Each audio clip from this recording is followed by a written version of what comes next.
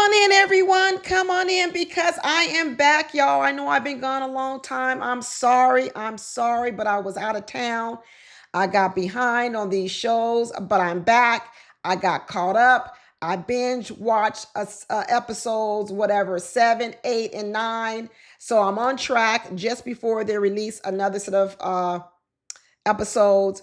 But hey, before they do that, I want to go over what I saw, what I thought. I hope y'all ain't all talked out. I know you guys have watched other vloggers, other YouTubers, whatever else. You've all come to your conclusion, your opinions. So let's talk about it. Let's see if we've come to some same conclusions or what. Because I got to tell you, I'm enjoying the season. I sure am. I don't care that none of these couples going to make it. I'm actually enjoying the season, although I do believe Michelle and Cameron are going to make it like I predicted from the beginning.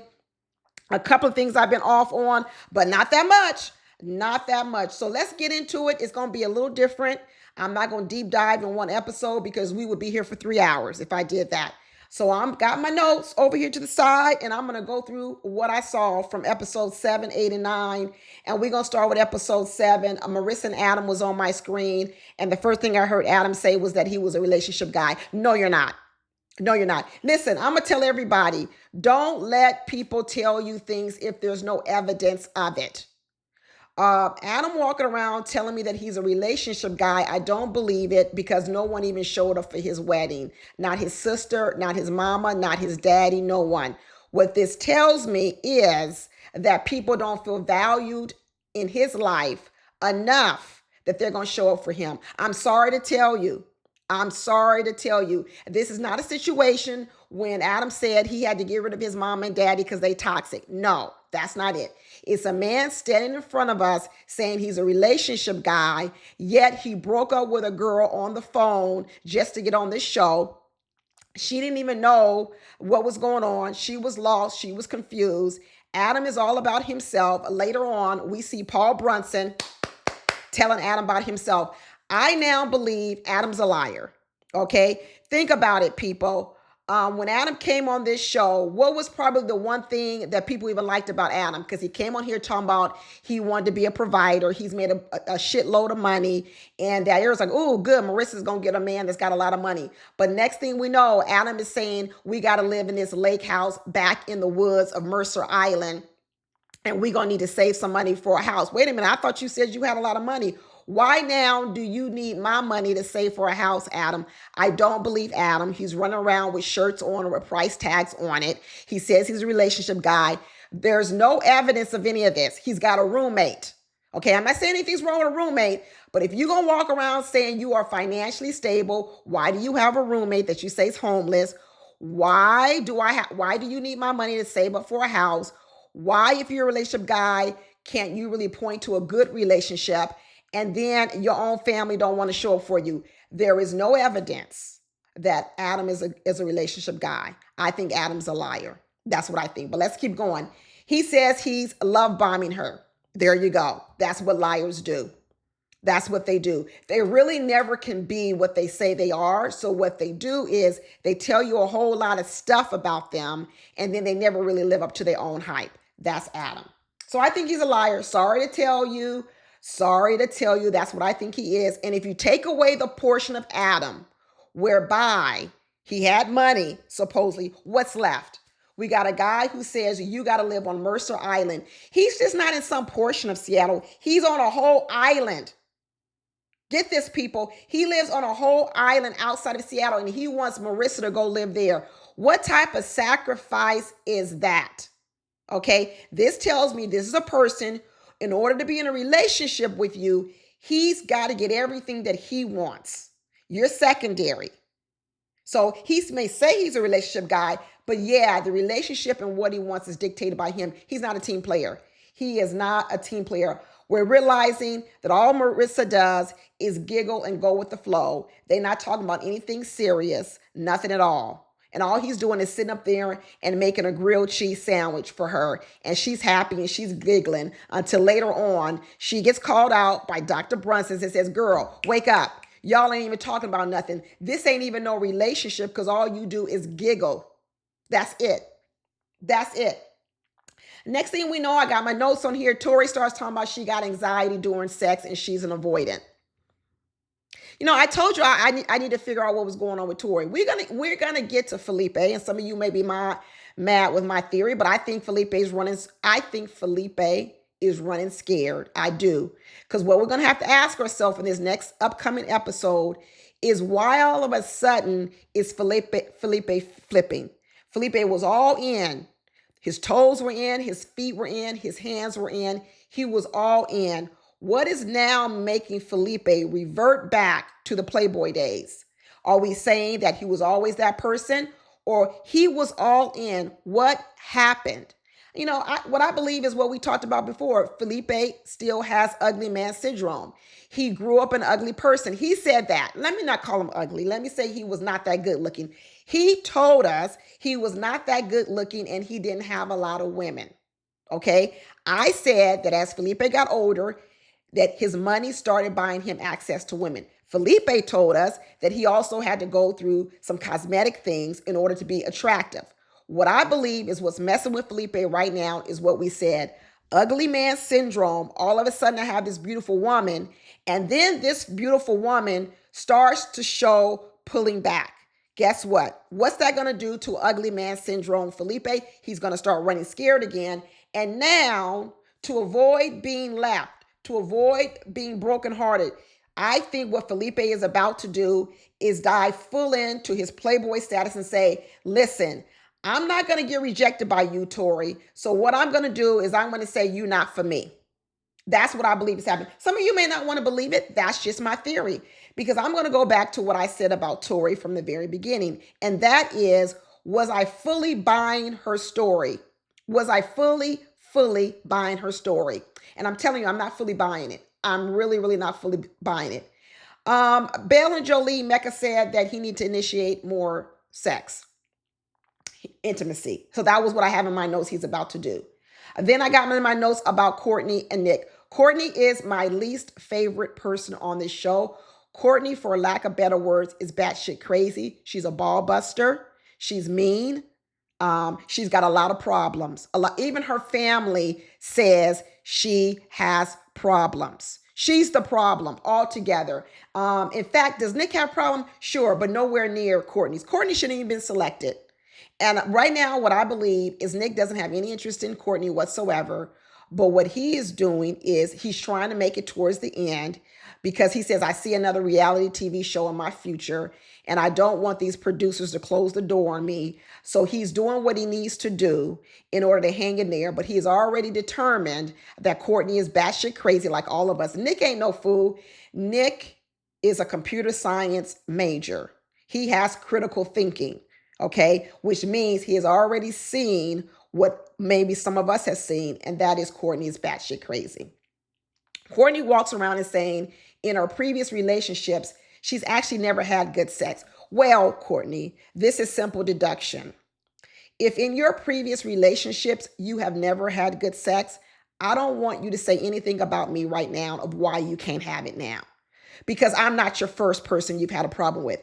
So I'm not taking full accountability for us not having sex or not having good sex, whatever the case may be, because what you've just told me is you've never had it. So now, instead, you want me to believe that I'm part of the problem, that I'm not creating the environment you need to have good sex. Well, no one else has ever created it for you either, which means you're the only common denominator in all these relationships, Courtney. You're the problem. Until you try to fix your own problems, don't come to me asking me to do anything different, because now what you're trying to do is, once again, push the accountability off yourself and onto your partner. Nope.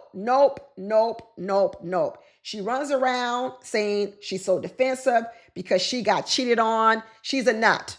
She's not ready.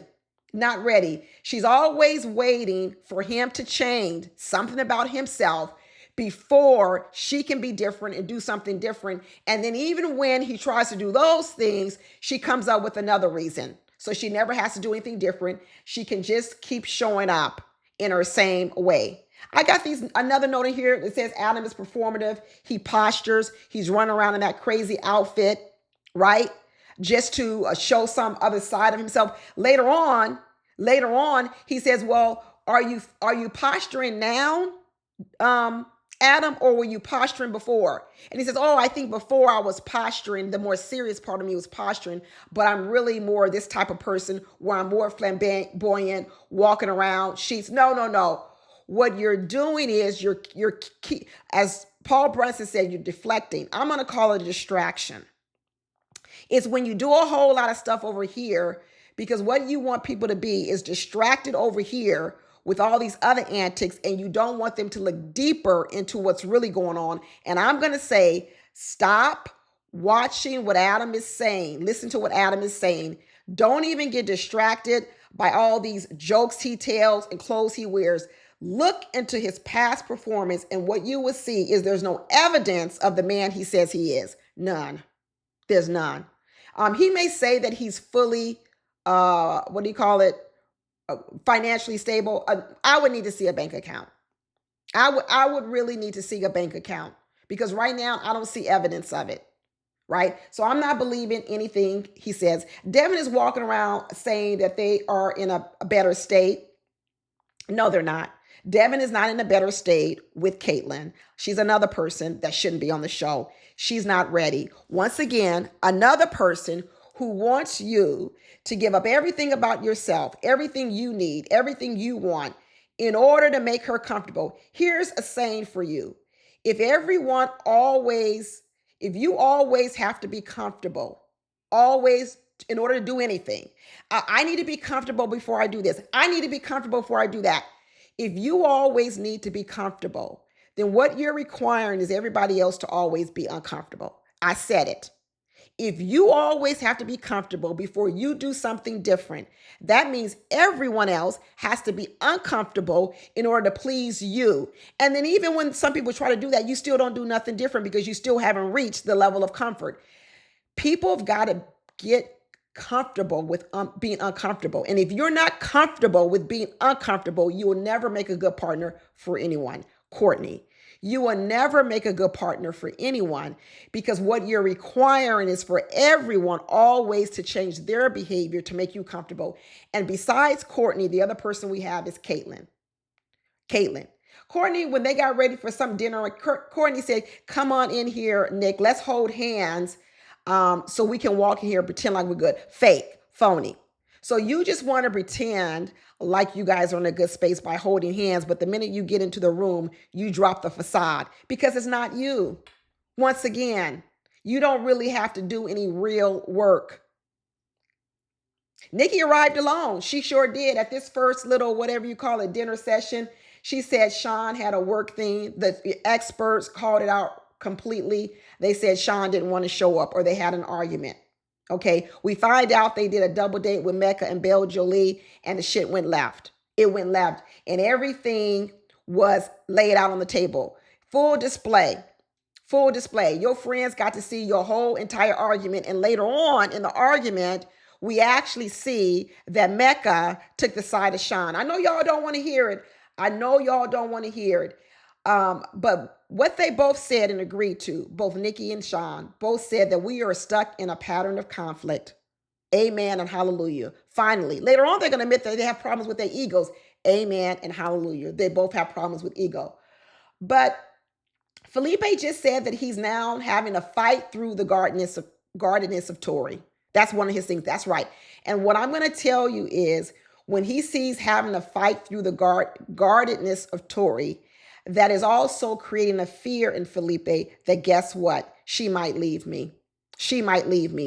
And so what do I need to be differently? It's no different when Belle Jolie started protecting herself and Belle Jolie started pulling back when she started to see that Mecca wasn't all in. I don't care what Tori tells me when she said, remember that episode or 9 or whatever says, what would you say is yes? I don't believe it. Because what I've realized about Tori is that Tori will try to please a person, even though it's not really what she wants for herself. And after a while, you start to feel that sort of it's not really as fully genuine. It comes from a different place. And what I believe is Felipe is starting to feel that. All that getting up after they were intimate and going to the couch because she started having all these conflicts. She even told us she was the one that initiated it. So you initiated it after you had regrets and you went to the couch. And how does that make you feel as a partner in Felipe? What that does is says, I need to pull back. I need to start guarding myself because she's guarding herself. I do not believe if the decision day was here today that Tori would say yes. I know she said that. I know she said it to be nice. I don't believe it. Tori has said she is a runner and she is an avoidant. She herself is also very afraid. So in one way, Tori says one thing, but does Tori really show up that way? And she is saying she doesn't. Nick is running around being delusional, talking about his communication with Courtney is phenomenal. No, it's not. It's not phenomenal, Nick. What are you talking about? It's communication isn't just flapping your gums, and that's what Courtney does. She flaps her gum. She circles around conversations. She doesn't take any accountability. Half the time she doesn't even make any sense. She talks in circles. So her communication is horrible. Just because you're talking and using words doesn't mean you have good communication. Courtney don't even know about herself. Courtney keeps running around talking about she's a fun, outgoing girl and that she's easygoing. That's a lie. That's a lie. Later on, we actually see her parents, her mother, to her own face tell her, you are rigid, Courtney. So how can Courtney say she's easygoing when even her sister, her mother, and her father say she's not, that she's rigid? And all of us are sitting here watching her, and we don't see any easygoing part about Courtney at all. She's rigid, which means to tell me she's in denial. She has no self-awareness, and she keeps running around talking about everybody in her relationships. Everyone else is the problem, and she thinks she's easygoing and a good communicator, and she's neither of those. She ain't a good communicator, and she ain't easygoing. Shawn tells us that every time he talks to Nikki and he tries to give his perspective, she is he believes that it's anti her perspective. That's what she feels, right? Because they are both really strongly opinionated. And when they give their individual opinions, they're most concerned with being validated by the other person, right? That's what they're always concerned about. They both want to be right. So when people always want to be right, guess what? You can never really hear the other person because you're not committed to understanding the other person. What you're committed to is being right. And they both got the same problem. I told you that these two people were twins. They're twin personalities. And on this show, they have both met their match. There is no way that these two people are going to be together. My only hope for them is that going forward in their next relationships, can they learn something from this relationship? Nikki's going to have to really think long and hard about this whole she wants to be the boss mentality because she's asked for a whole lot of things. She wants the guy to be the protector, the provider outside of the home and inside the home. But she said one thing. She wants to be right and be the boss in the relationship. I don't know anyone who would sign up for that. I don't know anyone that, especially no one who's also used to being the boss in the workplace, to want to come home and then have to do an answer to Nikki. She's going to have a problem.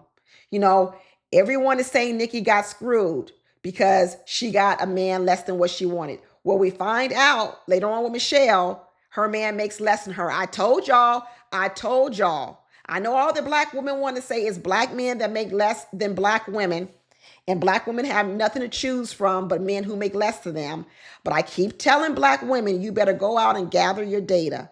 Because what you're going to find is that a lot of women make more than their man. And it happens in all sorts of different racial backgrounds and households. The problem is they're not going around and telling you. They're handling it behind closed doors. Just like Michelle just has settled over this man, Cameron, who makes less than her. If this were the real world, probably Michelle would have never told no one this. And you guys would be running around believing Cameron made more money than her, and they don't.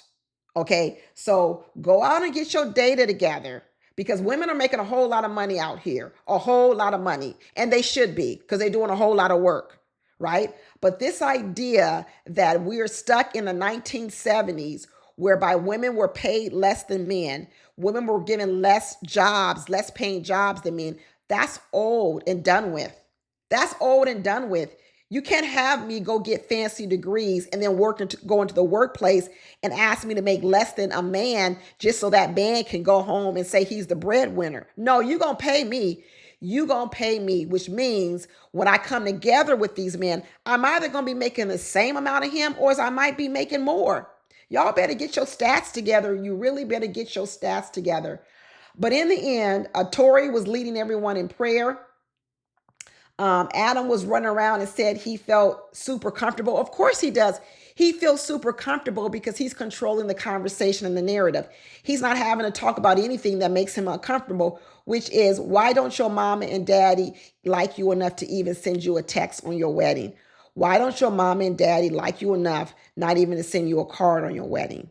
Why don't you have no friends? Why is the only roommate you can find, the only person who wants to even live with you, is one that you said is so desperate that they're homeless?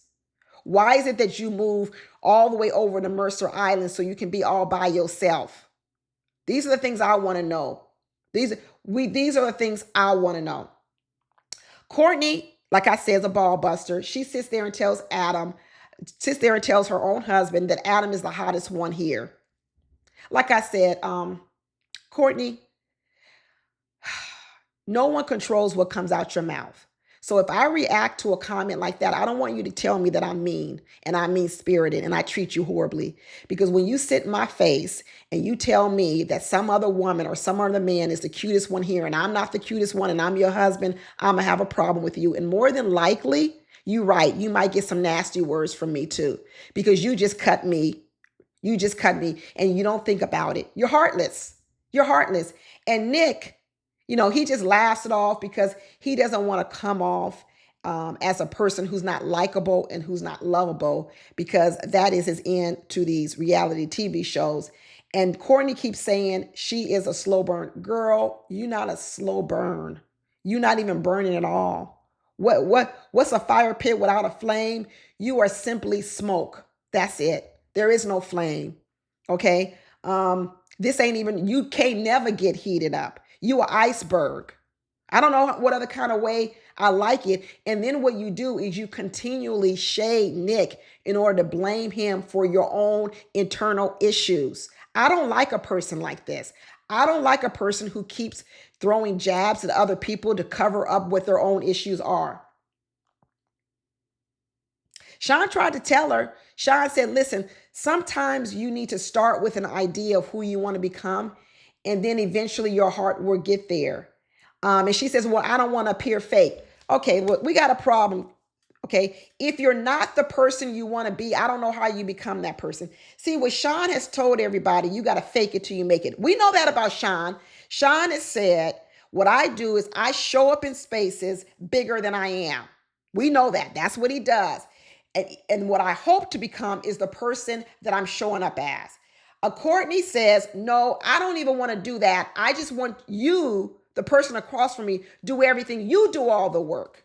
I don't want to do nothing. I don't want to fake being who I am. I just want to keep being this nasty, heartless woman, and you do all the work to make it better. She's a ball buster. She's a ball buster. She chimes in and says, I don't know if he even knows who I am. Well, whose fault is that? If a person doesn't know who you are, first of all, you got to know who you are yourself, and then you have to be able to articulate that. You don't even know who you are, Courtney. Even your family has told you the way you're describing yourself is not who you are. They told you you are rigid. They told you you always nitpick. They told you you always got a problem. Later on, we're going to see that even when Courtney meets up with her family, she actually goes to her family and says, I want you to grill my husband. So your grilling ain't enough. Your ball busting ain't enough. You have now solicited the help of your family to ball bust your husband. And even when they start to get to know their husband, they're like, we ain't got nothing for you. He seems fabulous. And now you mad. You mad at that. We'll talk about it later. But Mecca said Belle Jolie um, has helped him unlock that she is so accepting of him. And this when he started talking about her rump and how big it was and how that made him get all hot and heavy. And he started to go into that daddy personality, that daddy of legend personality, that out personality, not flamboyant, but bigger than a room. And what everybody said was it was performative. It was performative, right? Because we see two people. We see that performance where this guy's got all this bravado and he's so confident and he's all this, but yet we see what you're doing and it doesn't match. Like I said, don't listen to people. Watch what they do. So in one way, you're accepting a Belle Jolie. She's the best thing since sliced bread. Her body is banging. But on the other hand, at this point in time, you don't even want to touch her. It's a lie. If it walks like a duck, quack like a duck, it's a duck. Don't let someone describe themselves, right, as one thing, but they're walking around like a duck. They're a duck. They're not an eagle. Don't let them tell you how they fly up into the sky and they go high up in the sky and they fly around and they're at the top of the food chain and do all these things. But every time you see them, they're walking on land, quacking like a duck. They're a duck. They're not an eagle. Okay. So Mecca, at this point in time, you're not an eagle. You're a duck. Okay. You're down on the ground like a duck. And Devin and Caitlin started talking about that they had a major breakthrough and that they're working through their levels. No, the major breakthrough that Caitlin has was that Devin let up off the gas. That's the major breakthrough. She really hasn't had to do that much more. The difference is Devin backed up and took pressure off of her so she could relax. And in her relaxation, did she improve? Slightly. But that's what I'm talking about. In order for Caitlin to move 1 inch, Devin had to concede a lot of ground. Imagine that this is an investment in a person. You've got to put in $100 to get $1 back. How long are you going to make that investment? Every time you put in $100, they tell you, great, I'm going to give you $1 back. What? I got to give you $100 for $1? That's what Devin's doing right now for Caitlin. $1 for $100. And so what she says, oh, I feel good. Now, yeah, you feel good because you're still getting $100, but now Devin's only requiring $1 back. This ain't gonna last. Tori said she's committed and they finally got intimate, like I said. Then she initiated it. Then she went back. And like she said, I think I'm self-sabotaging. Yeah, you are. You're self-sabotaging. I've said that I really wondered about Tori with who was the real Tori, right? When I see all of the work, all of the makeup she wears, all of the outward things she has to do to make her appearance, is that to hide some other level of insecurity behind Tori? And I believe it is. We know Tori's background, upbringing, and I think the experts really need to dig into it. I'm telling you, the answers are in that family. When I look at her family and she told us how she grew up dirt poor, I imagine a Tori who on the outside wants to be one person, but on the inside, she feels completely different. And that's what I think happened with her intimacy. On the outside, she wanted to feel as if she were ready for intimacy with what's his name? Felipe. But on the inside, she wasn't ready. And why wasn't she ready for a man who was all in at that time? See, this is even before Felipe started talking all this stuff he's talking about how he don't want to sleep with anyone. I believe Felipe's new plan is to shoo Tori away before he can get rejected. I'm just telling you. She said she self-sabotaged and she needed space. And soon as she started to exhibit that behavior, I think what it did was it triggered Tori's own insecurity when he said to himself, I never really thought a woman like this would want me anyway. And now that I see her pulling away, yeah, I'm not going to want to be here no more. This is too dangerous of a space. And what it's starting to do is it's starting to make me feel like before, where I had to continually do one thing, but never feel loved and never feel lonely. Uh, this guy, Felipe, he's triggered. He's triggered. And at this point in time, now I'm starting to realize that he's going to exit this relationship. He's going to now sabotage it. And he's going to sabotage it in probably the ways in which I've seen the clips on. He's going to start talking a whole lot of stupid stuff about, I don't want to be with one woman. I still want to continue to play the field. I want to do all these things just so he doesn't feel the pain of the rejection that he already anticipates coming from Tori. That's what I believe. Nikki then comes into this meeting saying on the side to Shawn, how do I speak on our relationship without embarrassing you? How do I do it? Well, first of all, why would anything you have to say, why would you believe it would have to embarrass me? Nikki herself says, I struggle saying anything about our relationship without embarrassing you.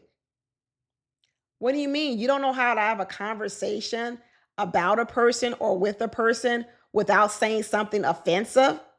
That says more about you, Nikki, than it does about Shawn. You're in HR. Don't you know how to find the right words? Like I told you, these two folks, they are put each other down to lift them own self up. That's the way they operate.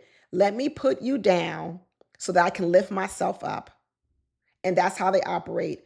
She says that Shawn is always framing her as the problem. I believe it because it's the same thing she does. They both do the same thing. They both frame conversations so the other one looks like the bad person. And now, in the last episode, what I believe they've shifted to is, hey, let's make a pact. We're not going to talk about the real things in a relationship, but let's not tear each other down so bad that when we leave here, our own personal reputations are spoiled. That's what they're doing now. The only reason these two now look like they're having more civil conversation is because what they've decided is we don't really want to be together. Neither of us really like each other. So instead of leaving here tearing each other down, let's just fake it.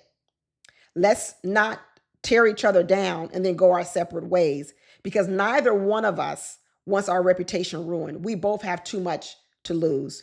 You are an executive VP at a company in HR department, and I am a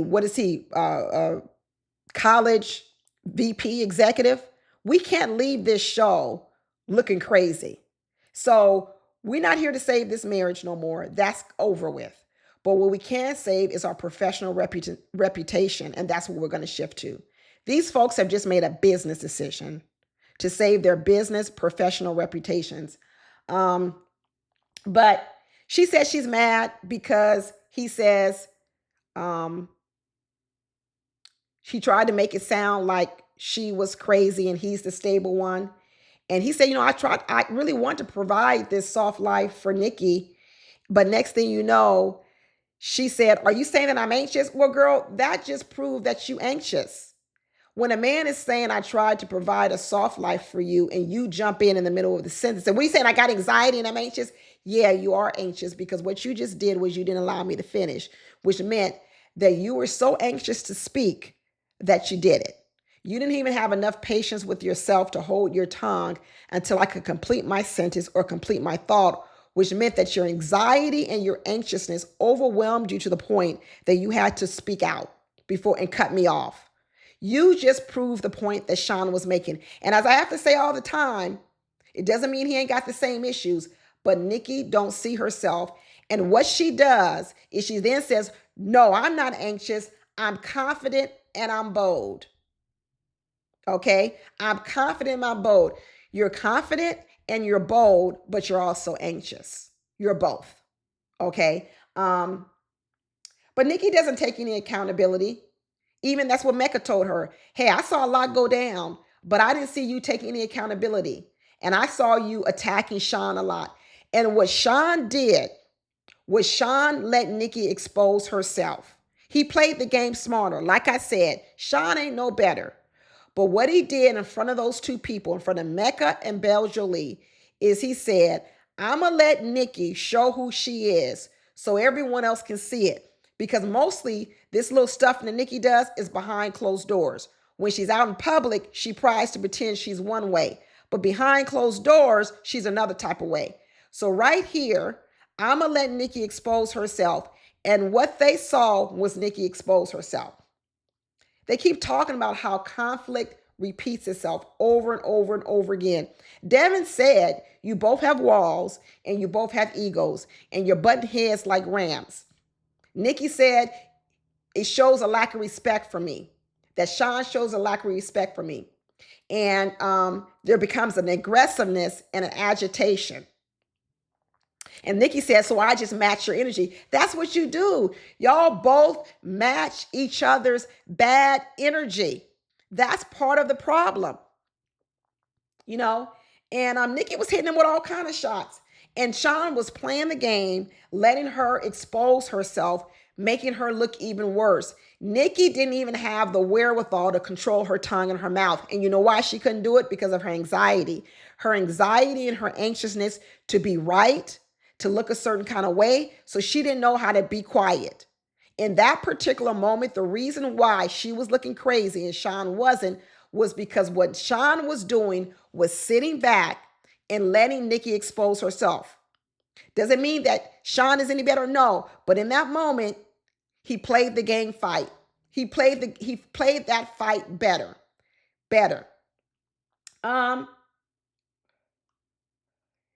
Nikki said it was a really bad night. She has low confidence in Shawn, and he presented her in the worst possible way. And he tried to make himself look like a stable guy, and basically said him shitting on her is like the flavor of their marriage. And Shawn is now playing her. He was. And he don't even have the capacity to help. And he said, if you believe all these things about me, what Shawn says is, why don't you leave and why don't you quit? There it is. If I'm so horrible, Nikki, which you say I am, then why don't you leave? I thought in this moment, Miss Bold Nikki, Miss Confident Nikki, I thought she would say, you right, I should leave and I'm gonna leave now. But she didn't. She didn't leave. Shawn threw her out the best challenge. If you don't like who I am and what I'm doing, why don't you leave? You know why Nikki won't leave? Is because in leaving, it still won't prove her right. You see, in leaving, what she takes that as is a relenting. She looks at it as losing, when really it would be winning. Walk away, Nikki. Walk away. But she would rather fight to be right, to stick in the mud and fight to be right, than to walk away. Who cares if someone else looks like if you gave up? You would win. This tells you what is really fueling Nikki. Is Nikki being fueled to stay in this relationship because she really wants to work it out? Or is she sticking in this relationship to prove to someone else, us, the audience, the general public, that she's bold and she's confident and she ain't going to be chased away from this show or this relationship? I think it's the latter. I really, really do. But that was all episode 7. When we went on to episode 8, Felipe and Tori got to meet his parents. Tori is once again schmoozing with the mother, making the mother feel as if she's all in, and all behind the scenes, Tori ain't feeling none of that. So Tori once again is giving to the mother what the mother wants to hear, but it's really not how Tori is feeling on the inside. Once I said, presenting a facade, but really on the inside, it's not the same thing. You know, Felipe's dad is trying to teach Felipe, but in this moment, Felipe's already telling his dad, I don't know, Dad. I don't know, Dad. I think that Felipe is starting to see that Tori's facade and inner self don't align. There's something off. There's something going wrong. And which one should I trust? I put on here that the last relationship that was 3 years ago, but we never went on a date and it was never very loving. She shuts down her feelings so that people can stay around and people not leave her. And she feels she has never, ever been loved. Honestly, I can't remember who this was. I can't remember if it was Tori or anyone, so I'm going to move on. But Nikki and Shawn, Shawn's here to win. I said that. That's my notes say. Shawn is here to win. She's pissed. She says he is here to look good and charm the room. He is not here to hold space for her, right? And this is them now in the marriage counseling. And says, if you could rate your marriage, what would it be? Nikki says a 2. Shawn says it's a 7.5. It ain't a 7.5, Shawn. That's a lie. That's a lie. Nikki's right. It is a 2. It's a 2. And he said, what kind of work do they need to do to get better? Nikki says, I don't feel heard, seen, or respected in conversation, and that the impact is not, that you don't feel valued. I'm going to tell you, we got new experts this season, but I love these experts, Paul Brunson and Dr. Liz, way better than I like the other experts, because these experts are really trying to help these people. They really are. And they're not just trying to make these people feel good when really what these people need to hear is the truth. They need to hear the truth. I'm waiting for the experts to give Nikki the whole truth, but they're giving here to give them the truth, and I like it. And what they're making them do is not just look at each other, but look at themselves, right? And so Paul Brunson challenged Shawn, well, what can you do so she can feel like she holds space? And Shawn says, well, I can relinquish power. And Nikki said, that's what I want, right? And then he went on to explain, well, the reason why I have problem relinquishing power is because when I was a younger child, I didn't get to talk. And if a person talks for too long, I feel overpowered. And then Paul Brunson stopped him and said, that right there sounded like a dissertation. I just asked you, what could you do to hold space for Nikki? And instead, what you talked about is your own issues. Your own issues. I asked you, what could you do for Nikki? And instead of giving me a straight answer about what you could do differently, you went on to talk about your own pains, your own hurts, and how Nikki's gonna need to do something to soothe your own pains and your own hurts. Once again, focus on what you can do about yourself. And did that mean that what Shawn is saying is not true? It's probably true. I believe it. So when you felt as a child that you were talked over, you were put aside, then what happens is when you meet another strong personality like Nikki, and Nikki likes to talk, and Nikki likes to be right, and she don't like to listen, you're triggered. And then what that does is it makes you buck up even more. And that's what Shawn does. Shawn bucks up even more, and he tries to assert himself. Now, does it have something to do probably with his height too? Absolutely, because I can imagine how many times in Shawn's life where people believed that they had more power, more stature than him because of his physical height. And in these moments, it can get triggered. Now, has Nikki said that to him about his height? No. And even when they tried to say that's what she was saying, I don't believe she was trying to say that. She didn't say it out her mouth. But what I believe is that Nikki does try to overpower people, period. It don't even really have nothing to do with his height. She gonna do it anyway. But he could associate it with his height because that's what he's seen before. But the bottom line is Nikki likes to overpower people, and that's going to trigger a man like Shawn. But that's also work for Shawn to do. He must do it. Then he corrected himself, and he went through and told what he would do differently. And then Nikki said she felt heard with less words. So what Nikki then said is, I actually felt better when you stopped giving me so much instruction. That's right, because Nikki don't want to be bossed around either. You see, they both are saying the same thing. Stop bossing me around and telling me what to do with all these words. So when Nikki got less words for Shawn, she actually felt more validated. The problem is Nikki needs to give less words. She needs to give less words too, so he can also feel that he's not overpowered. But they both don't want to relinquish power. They really, really don't. She admitted that she hasn't been a good steward of his vulnerability, which is the truth, right? That even when he lays down, he steps back. Does she relent? No, she goes in harder. She actually doesn't give him any reprieve. So, what is the purpose of me going back, stepping back, when even when I give you more space, you don't then relax? What you do is you take that moment to actually exert more power, right? Like I said, even when I give you $100, you give me $1 in return. After a while, I'm not gonna relent. I'm not gonna relent. Just like I said with and um, Devin and the other girl, Caitlin. They came up with some acronym: CPR, closeness, power, respect. Okay, okay. But then next thing we know, we're talking to Michelle and Cameron, and Michelle puts emphasis on her finances. She said, I wanted a man that made 150, and Cameron says, well, I don't make that. I don't make that. He says, I might can get a new job. I might can get a raise, but we can't count on it. We can't count on it.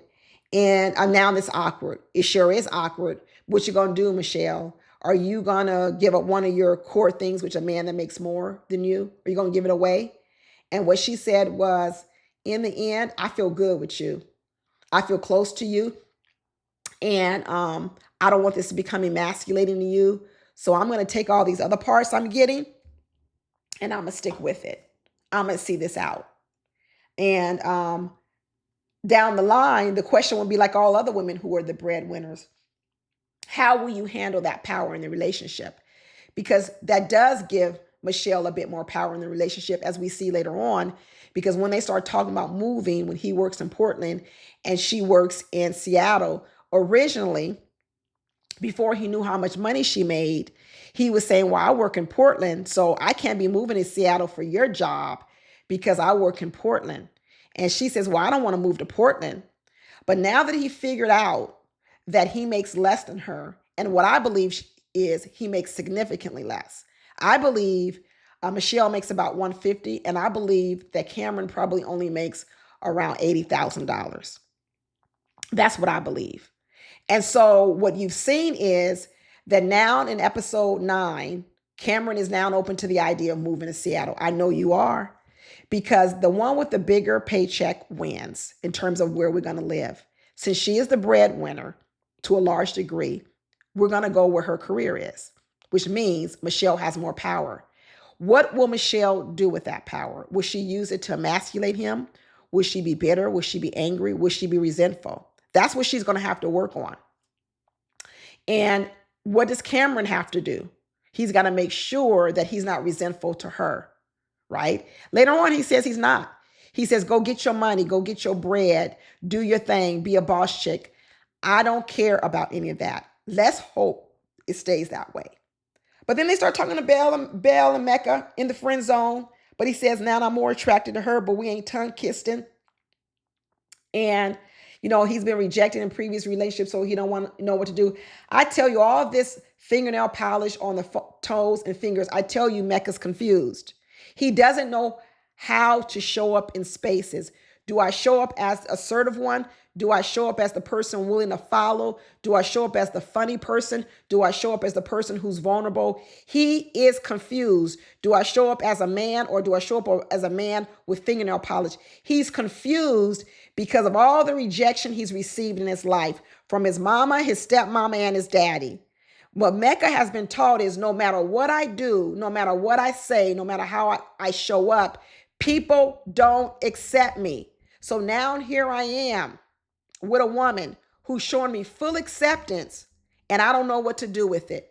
I don't know what to do with it. Who do I become? The female with the fingernail polish, the male, the funny one, the scared one? Who do I need to be? Because really what he's acting out of is fear. He said he self-diagnosed himself. He has sexual anxiety.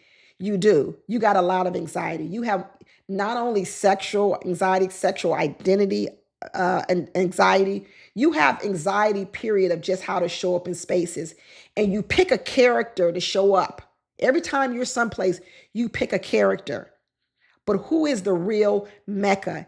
You don't know who the real Mecca is. It's because every time he's tried to present a version of himself, he's been rejected.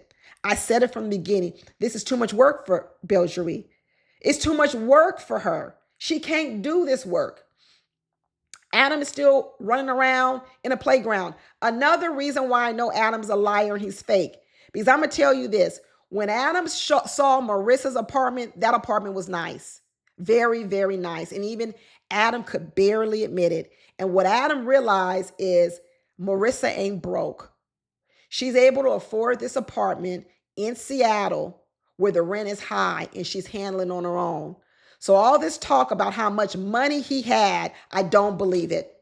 I don't believe it because I saw him get quiet when he saw that apartment. I did.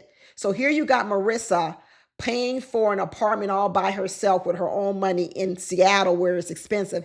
And you got homeboy living over on Mercer Island with a roommate. And he's talking about he's financially stable. I don't know. I don't know, y'all. I'm not believing it. I'm not believing it. Next thing you know, Adam is saying, let me deflect and go to some sexual thing and give you a massage. Poor Marissa. Marissa, y'all just here to have fun, hump in the bed, and this ain't going to go nowhere. We saw Nikki and Shawn. Nikki goes out and gets him some whiskey. I think it was Uncle Nearest. That's what I think. I recognize that bottle. She was pulling him some Uncle Nearest whiskey. She looks like she cooked some dinner. And this is when I started to realize that these two are going to be faking for the cameras. They're going to fake it for the camera. And Nikki said she's feeling better now because Shawn says that he's going to just do whatever she says. As long as you make her the center of attention, do whatever she says, Nikki's going to be fine. That's just not sustainable in a relationship, unfortunately. But if they want to get out of this show unscathed without their reputations being tarnished, they're going to just have to keep faking it. They said they want to leave all that power struggle at the door. That's what they're going to try to do. But she wants to be the boss. Nikki wants to be the boss on the job and off the job. And so does Shawn. But I think what's going to happen here on out is Shawn and they're both of them are going to make a pact that, hey, let's just lie. Let's just fake it so we don't tear each other down so we can keep a professional reputation. And next thing you know, we see Courtney and Nick at, the gym. He says, you want me to lift you up so you can grab the pull-up bars? And she says, I'm not a big gym PDA person. So you mean to tell you lifting you up to grab the pull-up bar is PDA? This tells you how fucked up Courtney is. A stranger can lift you up. A trainer can lift you up. Your own husband lifting you up. PDA at the gym. Courtney she's too damaged. We talk about Mecca being damaged. Courtney is damaged. Very, very damaged. Felipe runs around saying he's even scared to play video games because he doesn't want to be perceived as a little boy with Tori. So he's hiding portions of himself because remember, Felipe is only 29 years old. Tori is older. And he's saying, I don't even want her to think of me as a little boy. So I'm not even going to play video games. I'm telling you, Felipe is becoming less and less sure that Tori is attracted to him because now what he's doing is he's trying to alter himself so that she will be attracted to him. And eventually this will start to unravel Felipe's interest and he will start sabotaging this relationship. Devin goes to Caitlin's spin class and just so he can be with her because that's what you got to do to be with Caitlin. In order to be with Caitlin, you're going to have to just do whatever she wants to do because she's got to be in her own comfort zone. She's got to be in her comfort zone. So you got to go to her class. Good thing Devin is a rugby player. Looked like he did pretty good. And then next thing you know, we see how deep Caitlin's issues are because we see her sisters. When her sisters laughs and blows off that she just spent a month away from her husband. And even after a month away, he told her he was going to stay in somewhere like Las Vegas for a couple more weeks and she didn't give a damn. So we're now seeing that this issue with Caitlin runs deep in the family. So we're not just talking about even an issue with Caitlin. We're talking about like a pathological issue in the family. And where do we think it came from? That daddy. We saw it from the very beginning. It comes from that daddy, where that daddy decides he can say whatever he wants, do whatever he wants, and no one ever corrects him or checks him. And so now he's raised children that are that way. And so now Caitlin and her sister both says, I'll be with you when I be with you, when I want to be with you. If I don't want to be with you, then don't bother me. Leave me the hell alone. When I'm ready for you, I'll call you. They want to be able to take a person on and off the shelf when they're ready. And like I said, when a person wants everything to be on their timing and their comfort, what that means is you've got to sit and wait for them to be ready for you. That means you always got to be uncomfortable so they can be comfortable. And when they're ready for you, you better be Johnny on the spot, ready to respond. Because if you're not, they're going to have a problem with that too. Caitlin still ain't giving no sex, right? Even after she said everything has gotten better, even after she said Devin backed up, even after she said Devin is doing all these things, she still ain't gave up no sex. Nothing. Nothing. Like I said, $1 on 100. $1 on 100. You know, Cameron Michelle said, hey, when you get ready to go back to Portland, what's going to be your cadence and keeping in touch? He said, I'm going to call you. I'm going to text you and FaceTime you. And she said, good. That's exactly how I like it. I'm going to need you to do that. And they're missing each other already. They can't wait to get back each other's arms. And then the experts gave Bill, Julie, and Becca some homework, told them to go back and try some intimacy. And then now that someone told Mecca what to do this, he then made a move on Jolie. See, it took someone to tell Mecca what to do, just like he used his father telling him what to do. And then he finally went, and as they say, they tried to make some babies. And the next thing you know, we had to go look at ball busting Courtney again in the car. And they got in the car about to go visit her parents. And he said, let's go, let's boogie. And then ball busting Courtney tells him, let's boogie. My grandmother used to say that, and that irked the hell out of me too. You're not pleased with nothing. Nothing, Courtney. At this point, it's emotional abuse. It's emotional abuse. If she weren't 5'2", she'd probably hit him over the head. Courtney sits in the car and says, well, I want to move to Oregon for babies. And he says, well, I don't want to live there. Nick don't want to be with Courtney. That's why he says, I guess it's going to be a deal breaker because I'm not moving to Oregon. So next thing you know, they get ready to go in the house and Courtney says, let's not hold hands because if we hold hands, they're going to make fun of us. So when we walked into the group with the other couples, you said, let's hold hands to put on the facade. Now that we're going into my parents' house, don't hold my hand, Nick, because then they'll laugh at us. And you're a bad driver. I can't stand Courtney. I can't stand her, y'all. Courtney goes up to her sister and says, grill him. I want you to grill him because I grill him and I say all kind of nasty things about him, but I'm going to need you to do some more. Courtney thinks she's so positive and she's so easygoing. And then she says, maybe I can't find anything wrong. She says, but if you grill him, maybe you can't. She says, I can't really find nothing wrong, even though I say a whole lot of wrong shit. But I want you to grill him, sister, and find some stuff wrong with him. And then let me know if you don't like him, because if you don't like him, I ain't going to like him. Girl, you don't like him already. So now what you need is other people not to like him. So then you can say the reason why you don't like him is because your family don't like him. Well, guess what? The family told on you. They said you were rigid, and they said they like him. So even when he got up and go to the restroom, when your husband got up from the table, you said to your family, now let's talk shit about Nick. And even your family told you, we're not doing that, Courtney, because we don't actually have nothing. We don't have no shit to talk about. We like him. Then she goes, wait a minute, you don't have nothing to talk about? Well, maybe I'm self-sabotaging. She says, or maybe I'm not self-sabotaging. Maybe it's that you guys aren't seeing it. Or you're not you're not asking the hard questions. So here we go again, Courtney. You flipped from saying, I asked you to ask the hard questions. My family says we don't see anything. So instead of accepting that it's you, Courtney, instead what you said is, no, I'm not the problem. Now, not only is Nick the problem, my family is the problem, because what my family did was they didn't see the problem and they didn't ask the right questions. Once again, zero accountability by Courtney. Zero accountability. Her father says she's a nitpicker. That's what you do. She's crazy. She's really, really crazy. And then as we went on to episode 9, Belle Jolie is so desperate to make this relationship work. She even went and started cleaning shit out of a toilet. Girl, you're going too far. You're going too far. She put on the uniform. She sucked shit out of the toilet. She went and met the grandma. The mama said, well, when we're gone, we're going to want to leave this family business to Mecca. We're the only Black family in the whole state of Washington that has a business like this. It's very lucrative. And Belle Jolie said, that's fine.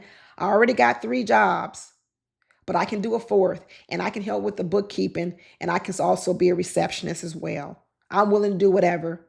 I'm willing to do whatever. She said, I fully accept everything about Mecca. And she says she feels that she could fall in love. And in the end, that's really just too bad, because even with all the 4 jobs she has, now she's got to take on working in the business with Mecca, and she's got to continue to lift him up. So now you got 6 jobs. 6, Belle Jolie. It's unsustainable, Belle Jolie. Unsustainable. Adam went on to say that he's had therapy before in relationships, but all it did was make him break up, because Adam's not really willing to look at himself. He just wants to keep blaming his partners. And he said, when we get together in this group session, I may have to say a few things. And Marissa said, go ahead, cut me to my core if you have to. Girl, why would you say that? Why would you leave this man an opportunity to cut you at a core? And Adam says, instead of saying, no, I wouldn't do that to you, I'm not going to cut you to your core, he says, okay, thank you for that permission. Adam said to his wife, who said, go ahead and cut me to my core, he said, well, thank you for permission to do that. That's a man that don't care. That's a man that doesn't care. And I really like the way Paul went in on these couples. He said, I'm going to call Adam out about your attire, this unbuttoned shirt, the price tag. Paul Brunson got in that butt of Adam, and I loved every bit of it. And like I said, Paul already knew who Adam was, because Paul punked Adam when he sat in Adam's face and said, call that girl you're dating right now and tell her you want to break up with her.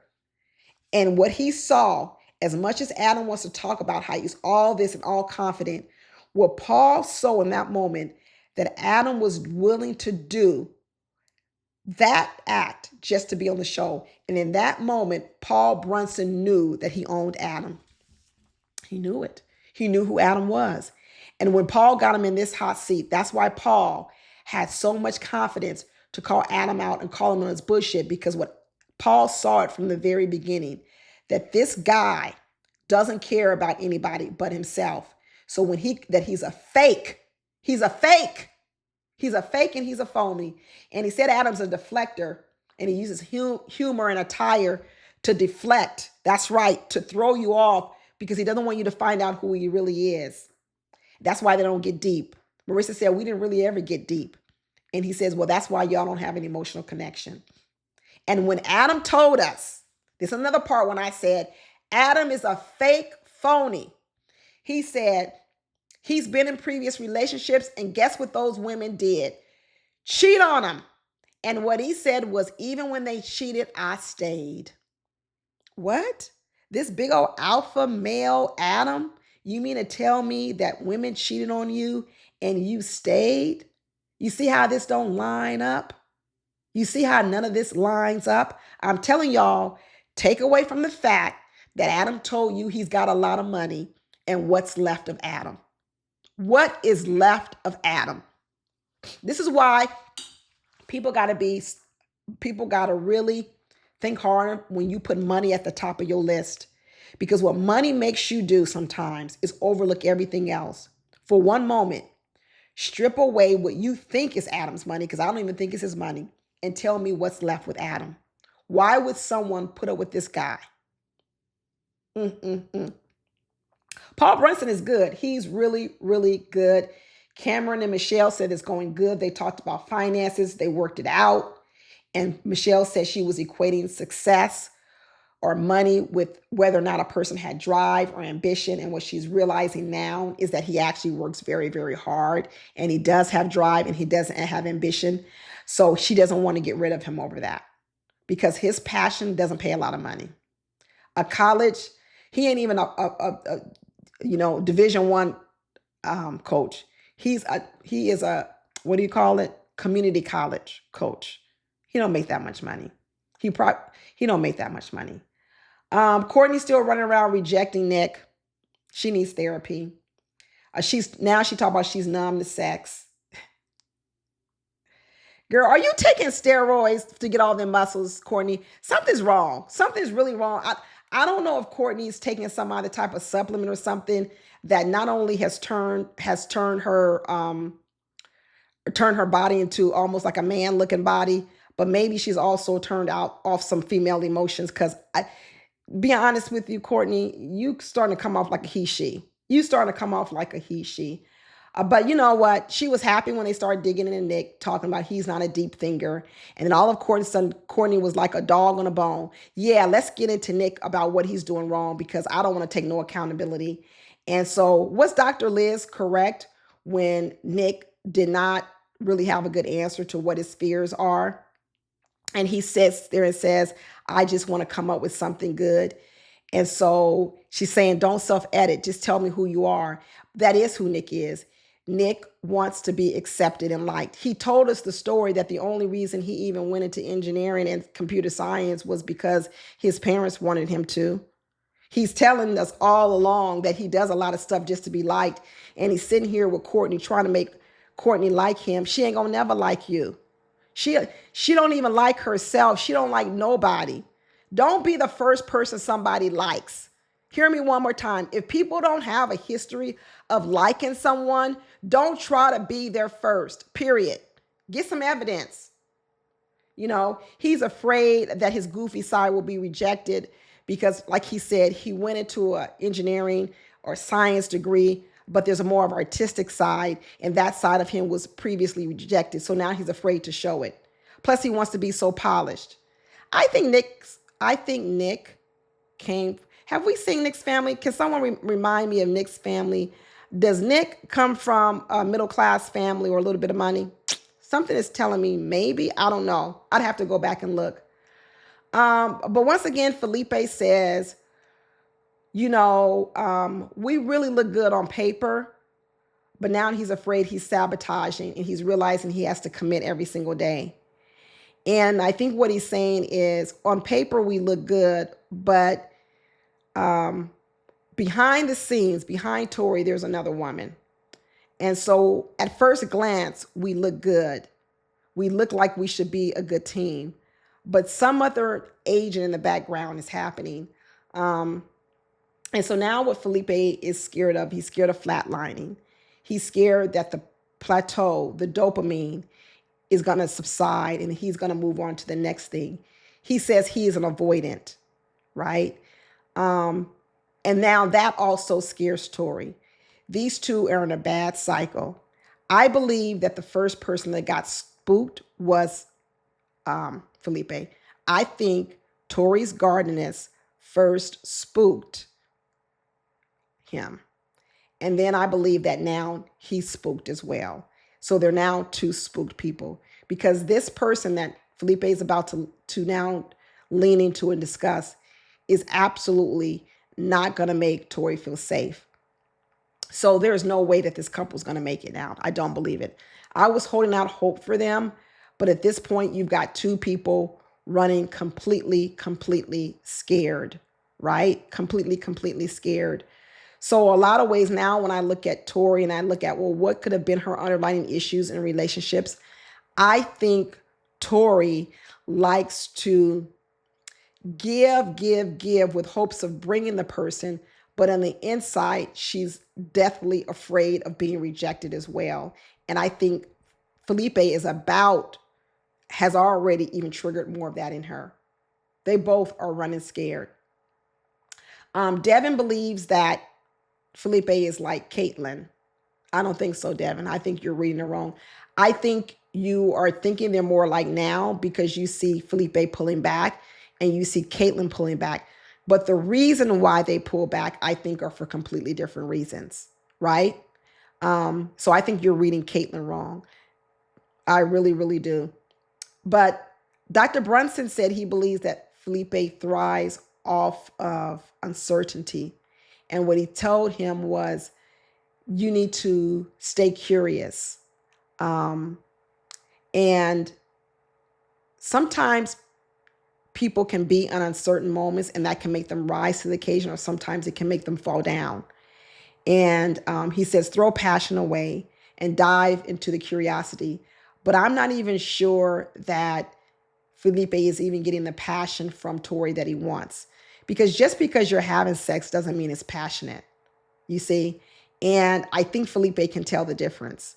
All they did was say that they're having sex. They never said it was good. They never said it was good. They just said that they were having it. I don't think their sex is good. I don't. I think it's some bad sex. And now everybody's panicking, even Tori. So I don't see this going on. Mecca and Bella Jolie, they come back and say they had sex. And then they call out Mecca and say, I don't think you've ever chosen Bella Jolie. You never chosen Bella Jolie. And they say that Mecca has a challenge of dealing with his emotions. And do you even feel deserving of love? I'll answer that for you. No, he doesn't. Because all his life, everyone's told him he wasn't even good enough to be loved. He says he sabotages himself mentally. I think Mecca has enough information that hopefully after this he can get therapy. The problem is, can he make these strides inside of a marriage? I don't think so. I think it's too much weight for Bella Jolie. And Dr. Liz pointed out and said, hey, you've never been feel safe by any woman, your mom, your stepmom, your grandma, and let me throw in there your daddy too. And so you might not believe that anyone could ever love you. She said, even he said, I can't believe someone might love me for me forever. That was very telling. Next thing you know, Michelle spoke up and said, I think that person we saw at the dinner was the performance, the person who looked so confident, but I think this is the real you, Mecca. And even in that moment, I think Michelle was being genuine and she was trying to mean it in a good way, but even Mecca took that as criticism. He's so used to being criticized that even that moment when Michelle was trying to actually tell him that this person I see right now is the good person, all Mecca heard was you were being fake. Because he's so used to hearing criticism, he didn't really hear the compliment that Michelle was trying to give him in this moment, right? So with Mecca, he's so hurt, so sensitive to rejection that even when you try to take something and make it a positive, he's only going to hear your negative words. The only reason he is still with Bella Jolie now is because she actually never puts him down. She actually never puts Mecca down and says anything wrong. All she does is fill him with more and more positive words, which means even if she wanted to do some sort of correction or tell him to do something different, she could never say it because he's so sensitive. Look at what Michelle tried to do.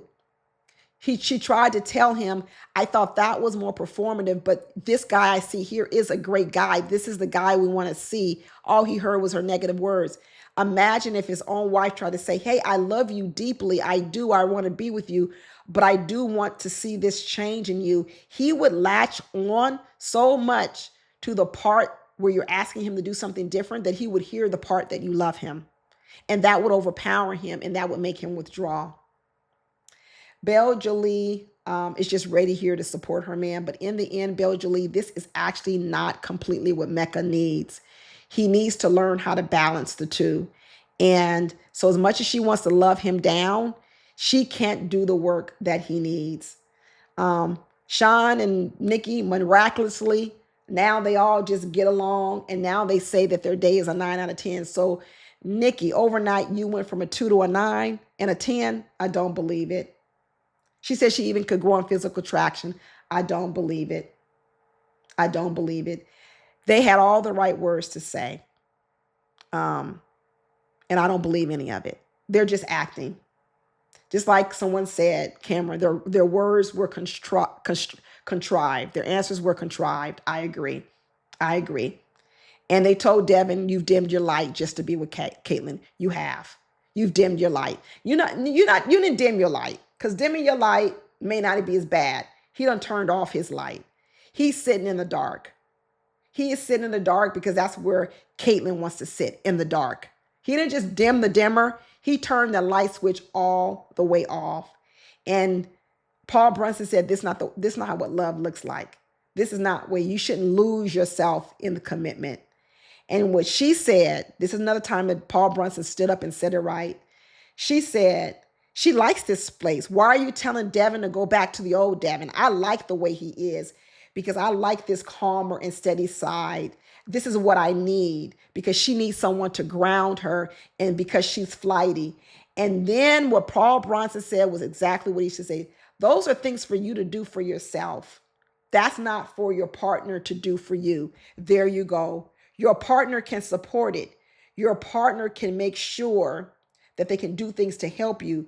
But you being flighty, you not knowing how to ground yourself, you not knowing how to do all this for yourself, which means that you're always dependent on someone else to do something so you can get to a place of groundedness and feel safe. And therein is the problem. You don't know how to do it yourself. So when you walk around and talk about how independent you are, you're not independent, because if you were independent, you could do it for yourself. If you were independent and you didn't need anyone, you could do it for yourself. But you just sat here and said, in order for you to feel grounded, in order for you not to be flighty, in order for you not to be a certain kind of way, you need your partner to do all these things for you so you can be that. No, no, no. Take responsibility and find out, why can't you do it for yourself? You know why? Because your flightiness is probably a result of you are uncomfortable, period, with yourself and in your life. And because you experience a lot of uncomfortable moments, you move around a lot. You exit places a lot because you're never comfortable anywhere, actually. That's what makes you not grounded. That's what makes you not flighty. And then when a person tries to ground you and give you rules, restrictions, boundaries, or to tell you how to move, then all of a sudden they're smothering you. Now you need your independence back. What do you need? Do you need your independence so you can be flighty and do what you want? Or do you need someone to ground you? Because if you need me to ground you and tell you what to do, then you're going to have to listen to me. But you don't want to listen to me either, Caitlin. Girl, you're the problem. You are the problem. But in the end, they said if decision were today, what would you do? Caitlin and Devin said undecided. That's a lie. It would be a no. Shawn and Nikki said they're undecided. That's a lie. It would be a no. Cameron and Michelle said they would say yes. I believe it. Nick said he's undecided. Courtney's undecided. That's a lie. It would be a no. Belle Jolie said they're undecided. Mecca undecided. That's a lie. Mecca, it would be a no. And Tori and Felipe, Tori, who went first, the biggest lie of all, said it was a yes. I don't believe you, Tori. It would be a no. And Felipe only said yes because Tori said yes. And the truth of the matter is he's running scared. He is running scared. It would be a no. And Adam and Marissa said yes. That's a lie, girl. Adam is not going to choose you. He's not going to choose you because the one thing he thought he really had over you was his money. And when he saw your apartment, he realized he ain't got that on you. And he realized that, how am I going to lure this woman to my cabin on Mercer Island? And he realized, I don't want to get exposed. I really, really don't. So it's a lie. It's going to be a no. And even after this post-session diary, Nick said he ain't into Courtney. That's what he said. In simple words, he ain't into Courtney. Mecca felt attacked by Michelle. But Belle Jolie is a ride or die, and she's validating these emotions from Mecca, and he doesn't need validation into thinking everybody's criticizing him. That's his triggers. That's his trauma speaking. But Belle Jolie is so comforting, so supportive. She's not going to be the one to help him. And we realized that Cameron said he will move, and Michelle said, I don't want you to give up your dream. And what he said was, I have more than one dream. And being married to you is one of them now. So I'm willing to give up my $80,000 salary in Portland because I can get that job somewhere else. So I'm going to move. So I guarantee you, Cameron going to move to Seattle because Michelle is the moneymaker. She's the moneymaker. And next thing you know, we hear Felipe talking about he's going to sleep with a bunch of women. But that's it, y'all. I know it was a long video, but I had to go through 3 episodes for you. All of you who stuck to the end, put it down in the comments that said stuck to the end. Stuck to the end. And I will see y'all on the next episodes. Bye.